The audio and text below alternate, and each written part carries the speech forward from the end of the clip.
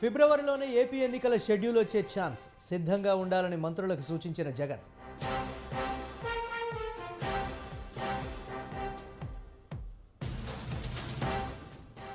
Cycle speed పెరుగుతోంది, fan ఆగిపోతోంది. YCP గెలిచే పరిస్థితి లేదన్న చంద్రబాబు.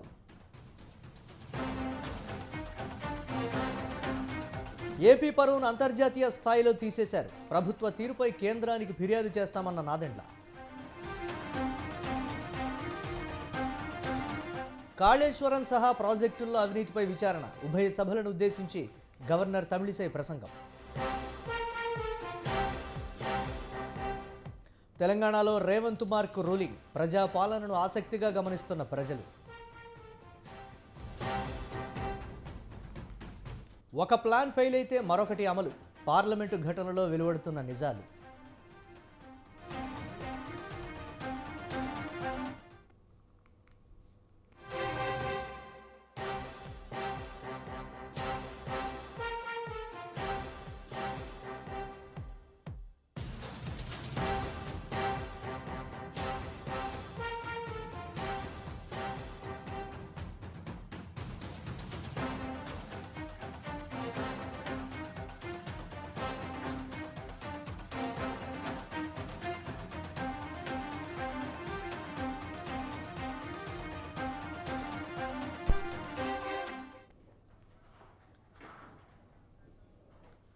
బ్రేక్ న్యూస్ చూస్తున్నాం. మరోసారి ఐఏఎస్లు బదిలీ చేసింది తెలంగాణ ప్రభుత్వం. మొత్తం 9 మందిని బదిలీ చేసింది. జనగాం అడిషనల్ కలెక్టర్గా లలిత్ కుమార్ను నియమించింది. ములుగు అడిషనల్ కలెక్టర్గా శ్రీజ, మహబూబాబాద్ అడిషనల్ కలెక్టర్గా లెనిన్ వత్సాల్ బాధ్యతలు చేపట్టనున్నారు.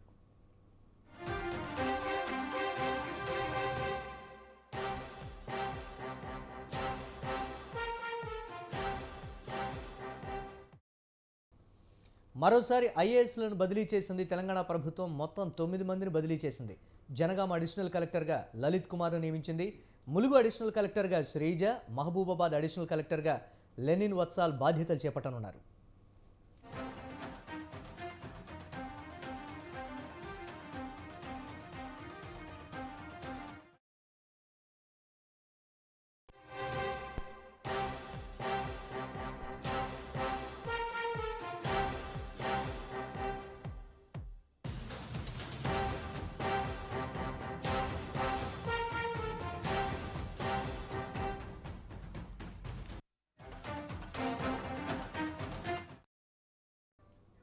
మరో బ్రేక్ న్యూస్ చూస్తున్నాం. తెలంగాణ సీఎం రేవంత్ రెడ్డి మరో కీలక నిర్ణయం తీసుకున్నారు. తన కోసం, తన కాన్వాయ్ కోసం ట్రాఫిక్ను ఆపొద్దని పోలీసులను ఆదేశించారు.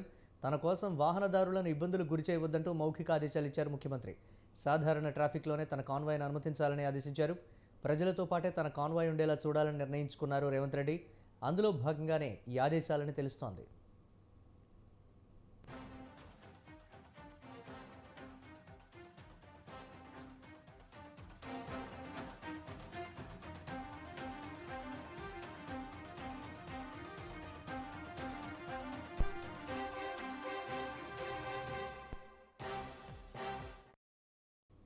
తెలంగాణ సీఎం రేవంత్ రెడ్డి మరో కీలక నిర్ణయం తీసుకున్నారు. తన కోసం, తన కాన్వాయ్ కోసం ట్రాఫిక్ను ఆపొద్దని పోలీసులను ఆదేశించారు.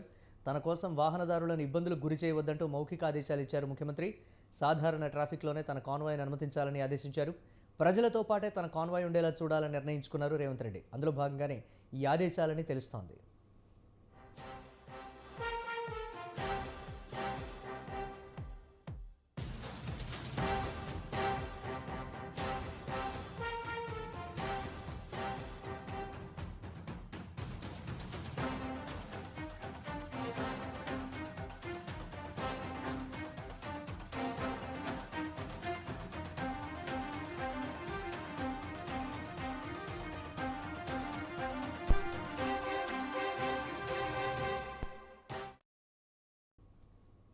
అణచివేత, అప్రజాస్వామిక పోకడలను తెలంగాణ ప్రజలు సహించబోరని మరోసారి రుజువైందని గవర్నర్ తమిళిసై పేర్కొన్నారు. ఉభయ సభల సంయుక్త సమావేశంలో గవర్నర్ ప్రసంగించారు. కొత్తగా అధికారం చేపట్టిన ప్రభుత్వానికి గవర్నర్ అభినందనలు తెలిపారు. నియంతృత్వ పాలన, పోకడల నుంచి తెలంగాణ విముక్తి పొందిందని గవర్నర్ అన్నారు. 3 కోట్ల మేటి ప్రజల గొంతుకొక్కటి కోరికొక్కటి తెలంగాణ వెలసి నిలిచి ఫలించాలే భారతాన అన్న ప్రజాకవి కాళోజీ నారాయణరావు కవితతో గవర్నర్ తన ప్రసంగం ప్రారంభించారు.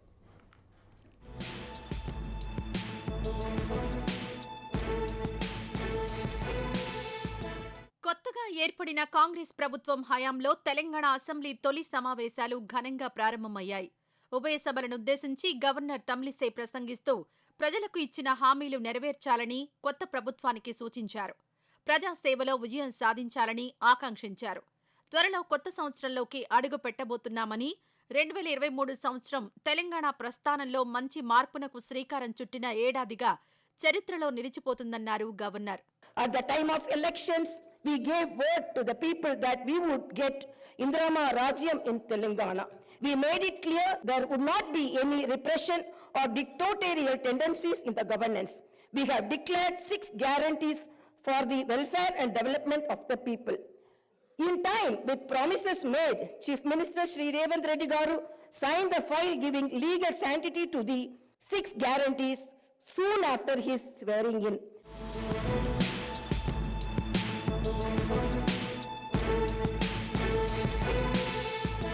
గవర్నర్ ప్రసంగంలో కొత్త ప్రభుత్వం పథకాలు ప్రతిధ్వనించాయి. ప్రజల ఫిర్యాదులు స్వీకరించేందుకు ప్రజావాణి చేపట్టామని, ప్రజల ఆశలు, ఆకాంక్షలు నెరవేర్చే దిశగా కృషి చేస్తామని హామీ ఇచ్చారు. మార్పు కావాలని ప్రజలు కోరుకున్నారని, 4 కోట్ల ప్రజల ఆకాంక్షల మేరకు ఏర్పడిన తమ ప్రభుత్వం దేశానికే ఆదర్శం కాగలదని గవర్నర్ తన ప్రసంగంలో ఆకాంక్షించారు. తెలంగాణ రాష్ట్ర ఏర్పాటు కోసం ప్రాణత్యాగం చేసిన వారికి సభా వేదికగా నివాళులర్పిస్తున్నామని గవర్నర్ పేర్కొన్నారు.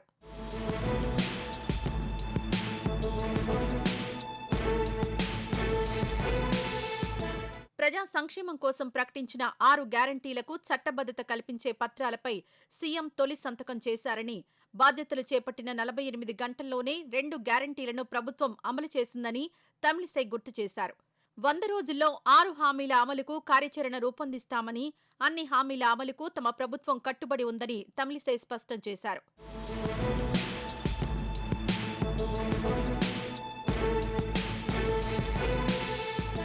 కొత్త ప్రభుత్వం హామీలను గుర్తు చేస్తూ ప్రజల ఆరోగ్య భద్రత కోసం రాజీవ్ ఆరోగ్యశ్రీ పరిధిని 10 లక్షల రూపాయలకు పెంచామని, అమరవీరుల కుటుంబాలకు 250 గజాల చొప్పున ఇళ్ల స్థలం కేటాయించి గౌరవిస్తామని గవర్నర్ స్పష్టం చేశారు.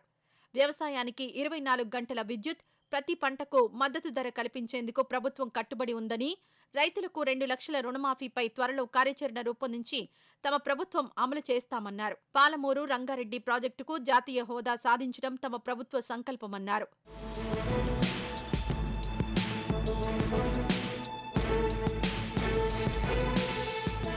గత ప్రభుత్వం నిర్వాకంతో విద్యుత్ వ్యవస్థలు 81,000 కోట్ల అప్పుల్లో మునిగిపోయాయని విమర్శించారు. 50,000 కోట్ల మేర నష్టాల్లో కూరుకుపోయాయని పేర్కొన్నారు. పౌర సరఫరా కార్పొరేషన్ 56,000 కోట్ల అప్పులు, 11,000 కోట్ల నష్టాల్లో కూరుకుపోయిందన్నారు.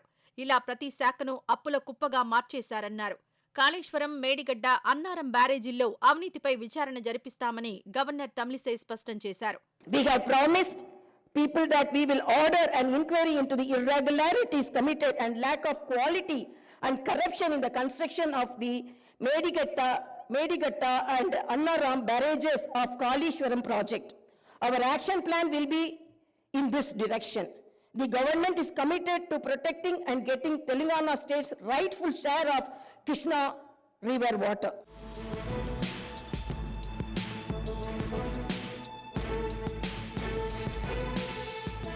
ప్రసంగ పాఠంలో పలు అంశాలను ప్రస్తావించకుండానే గవర్నర్ ప్రసంగం ముగిసింది. స్వర్గీయ దాశరథి కవితను ప్రస్తావిస్తూ తమిళిసై ప్రసంగం ముగించారు.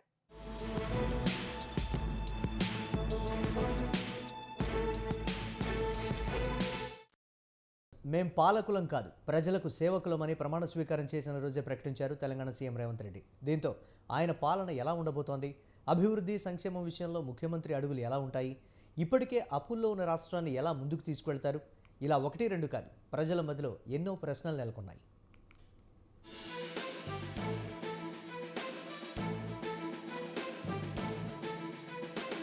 రేవంత్ రెడ్డి రాష్ట్ర రాజకీయాల్లో ఓ సంచలనం. ప్రజాక్షేత్రంలో ఎంతో దూకుడుగా వ్యవహరించే ఆయన టీపీసీసీ చీఫ్ గా అనేక ప్రజా సమస్యలపై గలమెత్తారు. హస్తం పార్టీని 10 ఏళ్ల తర్వాత రాష్ట్రంలో అధికారంలోకి తీసుకువచ్చారు. సీఎంగా బాధ్యతలు చేపట్టారు.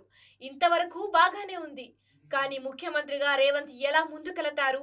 మొన్నటి వరకు ప్రతిపక్షంలో ఉండి దూకుడు ప్రదర్శించిన ఆయన అభివృద్ధి, సంక్షేమం సహా ఇతర అంశాలను ఎలా పరుగులు పెట్టిస్తారు?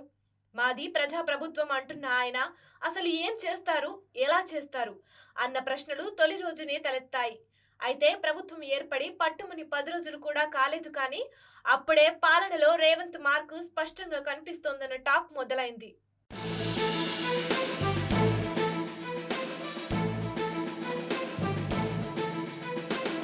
రాష్ట్ర ముఖ్యమంత్రిగా బాధ్యతలు చేపడుతూనే గత బీఆర్ఎస్ ప్రభుత్వం ప్రగతి భవన్ ముందు ఏర్పాటు చేసిన ఇనుప కంచెల్ని తొలగించారు. నాటి పాలకుల అహంకారానికి చిహ్నంగా నిలిచిన గడిలు బద్దలు కొట్టామంటూ ప్రమాణ స్వీకార వేదిక సాక్షిగా గర్జించారు. అదే సమయంలో ప్రగతి భవన్ కు మహాత్ముడైన జ్యోతిరావు పూలే ప్రజాభవన్ అని పేరు మార్చి తన మార్కు పాలన మొదలైందన్న సంకేతాలిచ్చారు.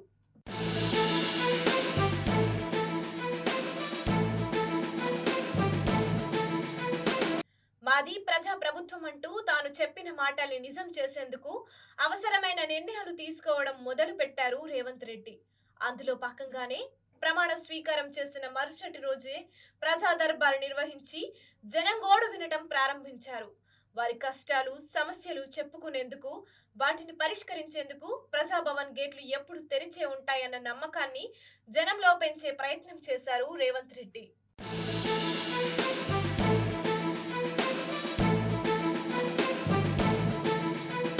ఇక ముఖ్యమంత్రిగా శాఖపరమైన రివ్యూలను చేయడం ప్రారంభించారు సీఎం.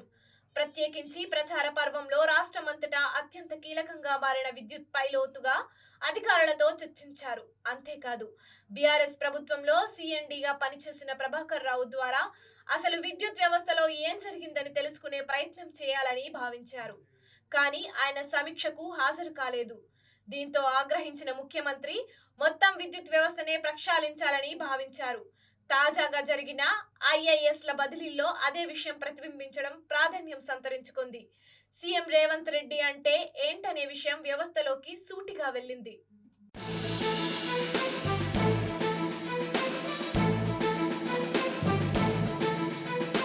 కేవలం ఇదే కాదు, వరుసగా పలు శాఖలపై చేస్తున్న సమీక్షలతో ఇప్పటికే 4.5 లక్షల కోట్లకు పైగా అప్పుల్లో ఉన్న రాష్ట్రాన్ని ఎలా ముందుకు తీసుకెళ్లాలి, ఎక్కడ వృధా అరికట్టాలి, నిధుల సమీకరణ ఎలా అనే అంశాలపై లోతైన అవగాహనకు వచ్చారు సీఎం రేవంత్ రెడ్డి. ఇందులో భాగంగానే తన వైపు నుంచి కొన్ని కఠిన నిర్ణయాలు తీసుకున్నారు ఆయన. ప్రభుత్వ భవనాలను సమర్థంగా వినియోగించుకుంటామని చెప్పిన ముఖ్యమంత్రి ప్రజాభవన్ ను డిప్యూటీ సీఎం మల్లు బట్టి విక్రమార్కకు కేటాయించారు. ఇందులో ఉన్న మరో భవనాన్ని ఇంకో మంత్రికి కేటాయిస్తామన్నారు. ఇక తన వంతు వచ్చేసరికి తన క్యాంపు ఆఫీసు కోసం ఎలాంటి ఆడంబరాలకు, ఖర్చుకు పోవద్దని నిర్ణయించారు సీఎం. ఎంహెచ్ఆర్డీలో మిగిలిన ఖాళీ స్థలంలో ఓ షెడ్ వేసుకుంటానని, తద్వారా భవన్ నిర్మాణానికి అయ్యే ఖర్చు తగ్గుతుందని అభిప్రాయపడ్డారు. అంతేకాదు, కొత్త ప్రభుత్వం వచ్చింది కదా అని నూతన వాహనాలను కొనేది లేదంటూ తేల్చి చెప్పేశారు. రాష్ట్ర ఆర్థిక పరిస్థితిని ప్రతి విషయంలోనూ దృష్టిలో పెట్టుకొని దుబారాలను సహించబోమని తెలిపారు. అదే సమయంలో మహాలక్ష్మి పథకం, ఉచిత విద్యుత్ సహా పలు సంక్షేమ పథకాలు, అభివృద్ధి కార్యక్రమాల కోసం కొంతమేర నిధులు విడుదల చేసేలా చూశారు. ఇదే విషయాన్ని గవర్నర్ ప్రసంగం ద్వారా చెప్పించి ప్రజల్లోకి తమ పాలనా ప్రాధాన్యాలను మరింతగా తీసుకెళ్లే ప్రయత్నం చేశారు.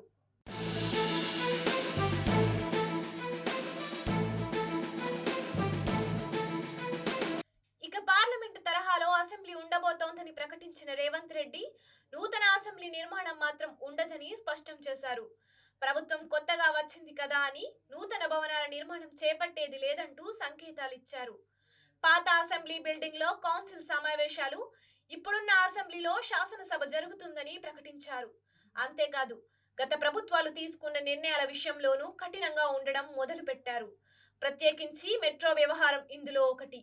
రాయదుర్గం నుంచి శంషాబాద్ అంతర్జాతీయ విమానాశ్రయం వరకు నాటి బీఆర్ఎస్ ప్రభుత్వం నిర్మించాలని భావించిన ప్రాజెక్టు ఉపయోగం లేదని తేల్చి చెప్పారు. అందుకు భిన్నంగా ఎల్బీ నగర్, చంద్రయానగుట్ట మీదుగా లేదంటే ఎంజీబీఎస్, ఫలక్నుమా మీదుగా మెట్రోను విమానాశ్రయానికి తీసుకెళ్లే అంశాన్ని పరిశీలించాలంటూ అధికారులకు ఆదేశాలిచ్చారు. గత ప్రభుత్వ అలైన్మెంట్ లెక్కల ప్రకారం రాయదుర్గం నుంచి విమానాశ్రయానికి వెళ్లే మెట్రోకు 6,000 కోట్లకు పైగా ఖర్చవుతుందని తేలగా, ఈ ప్రత్యామ్నాయ మార్గాల ద్వారా 4 నుంచి 4,500 కోట్ల లోపునే ఖర్చు ఉంటుందని భావిస్తున్నారు. తద్వారా ప్రభుత్వ ఖజానాపై పడే భారాన్ని తగ్గించాలని నిర్ణయించారు ముఖ్యమంత్రి రేవంత్ రెడ్డి.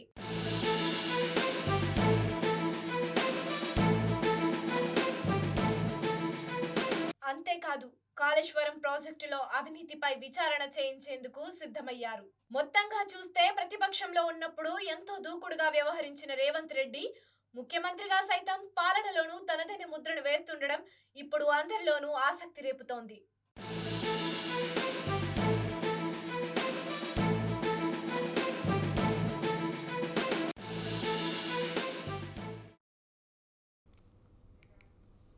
ఏపీ కేబినెట్ సమావేశంలో ఎన్నికలపై కీలక వ్యాఖ్యలు చేశారు ముఖ్యమంత్రి వైఎస్ జగన్మోహన్ రెడ్డి. ఫిబ్రవరిలోనే షెడ్యూల్ విడుదలయ్యే అవకాశం ఉందంటూ మంత్రులకు తెలిపారు. మరింతగా కష్టపడి పనిచేయాలంటూ సహచరులకు సూచించారు సీఎం. ఇక సామాజిక పెన్షన్ల పెంపు సహా పలు కీలక అంశాలకు ఆమోదం తెలిపింది ఏపీ కేబినెట్.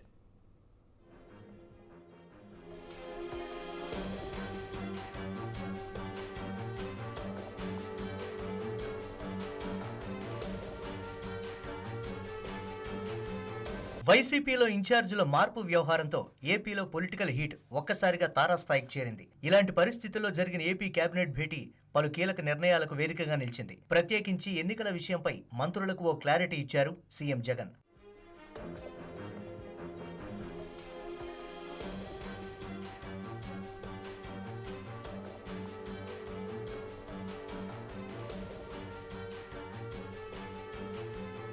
గత ఎన్నికలతో పోలిస్తే కాస్త ముందుగానే రాష్ట్రంలో ఎన్నికలు జరిగే అవకాశం ఉందంటూ మంత్రులకు తెలిపారు సీఎం. ఫిబ్రవరిలోనే షెడ్యూల్ విడుదలయ్యే అవకాశం ఉందన్నారు. అయితే ఎలక్షన్లు ఎప్పుడు వచ్చినా ఎదుర్కొనేందుకు సిద్ధంగా ఉండాలన్న ఆయన మరింతగా కష్టపడి పనిచేయాలంటూ సహచర మంత్రులకు సూచించారు.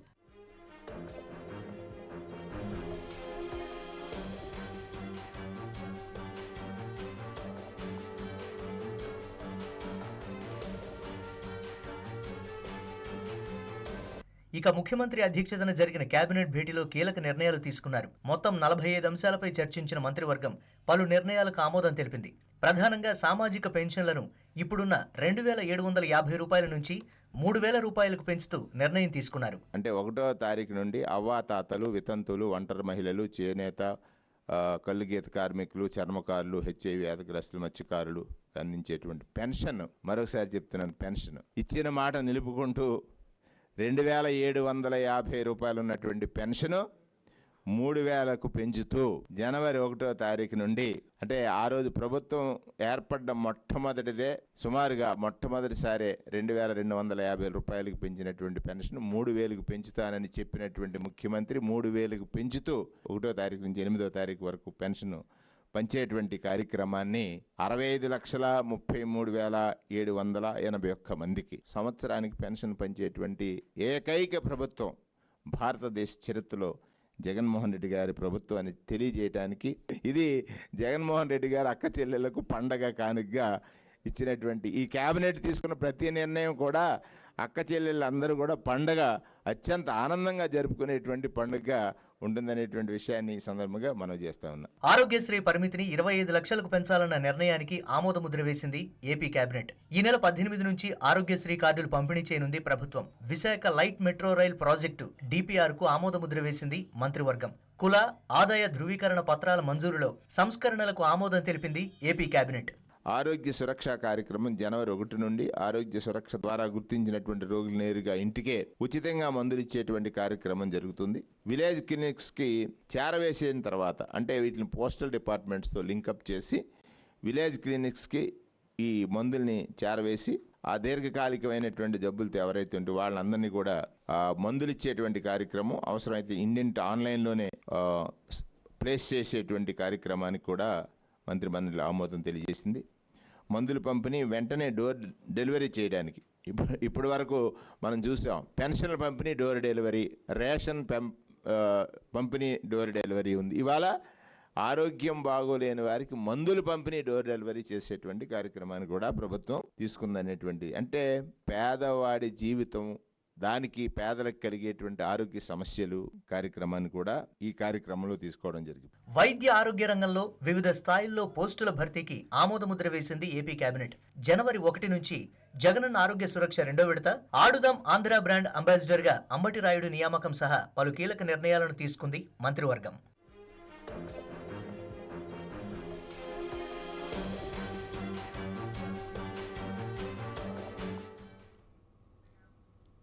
స్టైఫండ్ కోసమో సమస్యలు తీర్చాలనో సాధారణంగా జూనియర్ డాక్టర్ల ఆందోళనలు సాగుతూ ఉంటాయి. అయితే యాజమాన్యాలు డైరెక్టర్లే అకారణ కలహానికి కాలు దువ్వి దుండగులతో దాడులు చేయిస్తే జూడాలు చేతులు కట్టుకొనో మడిగట్టుకొనో ఎందుకు కూర్చుంటారు? ఇప్పుడు ఆదిలాబాద్ రిమ్స్లో ఈ రీతిన జరిగిన దాడితో విద్యార్థులు రోడ్డెక్కి ఆందోళన సాగిస్తున్నారు.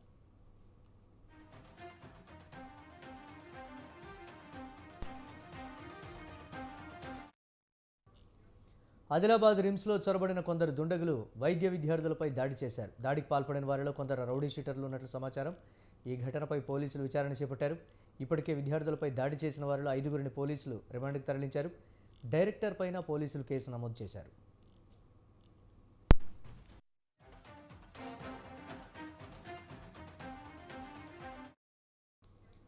Assistant professor doctor Kranthi Kumar rowdy షీటర్లతో రిమ్స్ ఆవరణలోకి వెళ్లి దాడి చేయించినట్లు ఆరోపణలు రావడంతో ఉన్నతాధికారులు విచారణ చేపట్టి ఆయనపైన వేటు వేశారు. రెండో రోజు సైతం జూనియర్ డాక్టర్లు విధులు బహిష్కరించి డైరెక్టర్ జైసింగ్పై చర్యలు తీసుకోవాలని డిమాండ్ చేశారు. దీంతో విచారణ కమిటీ రంగంలోకి దిగింది. డిఎంఈ ఆదేశాలతో నిజామాబాద్ జిల్లాకు చెందిన ప్రొఫెసర్లు శివప్రసాద్, వివి రావుల బృందం విచారణ ప్రారంభించింది.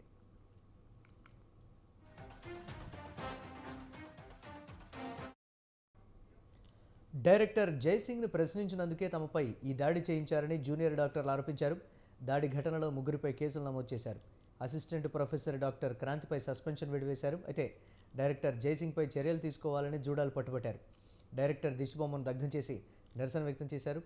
దీంతో రిమ్స్ వద్ద పోలీసులు భారీ బందోబస్తు ఏర్పాటు చేశారు.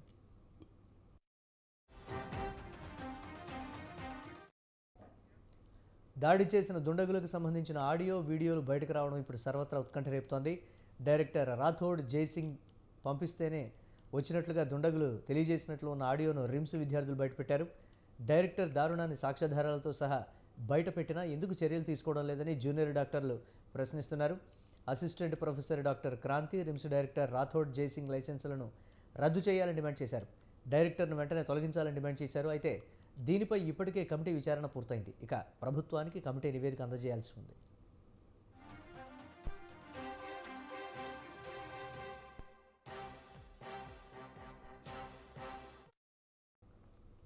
అత్యవసర సేవలు తప్ప మిగతా వైద్య సేవలకు దూరంగా ఉంటామని జూనియర్ డాక్టర్లు స్పష్టం చేశారు. వైద్య విద్యార్థులను శాంతపరచడానికి పోలీసులు విపరీతంగా శ్రమిస్తున్నారు. సమస్య శాంతియుతంగా పరిష్కారం అవ్వడానికి ప్రయత్నిస్తున్నామని పోలీసులు తెలిపారు.